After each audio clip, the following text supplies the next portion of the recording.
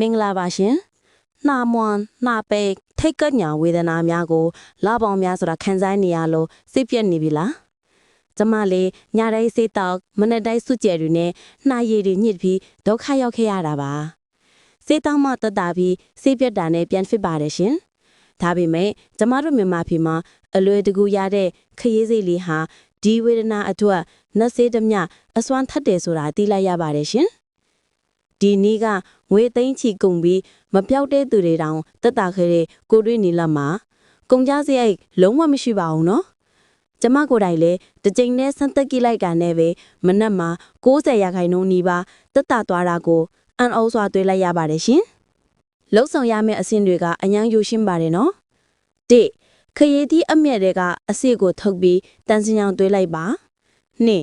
ညအိယာမဝင်ခင်မှာအဲ့ဒီတွေးထားတဲ့အနှစ်ကိုနှာခေါင်းတန်ဆွဲသလိုလိမ့်ပေးပါ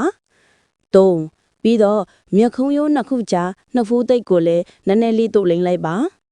ပြီးရင်6အောင်ထားပြီးအိယာဝင်လိုက်ရုံမှာပဲရှင်တစ်ကြိမ်နဲ့လိမ့်ယုံနဲ့ကိုထူးခြားမှုတွေ့ရမှာပါနော်နှာမွန်ယောဂကြောင့်စိတ်ညစ်နေလာတဲ့တငယ်ချင်းတိုင်းခရဲစစ်လေးကိုတွေးပြီးစမ်းကြည့်ဖို့ကျွန်မတိုက်တွန်းပါတယ်ရှင်ကိုတွေ့ပြောက်ကင်းတဲ့ဒီနီလန်းလေးကိုတခြားလူတွေလည်းသိအောင် like and share လုပ်ပေးဖို့မမေ့ပါနဲ့နော်အားလုံးကျမ်းမာကြပါတယ်ရှင်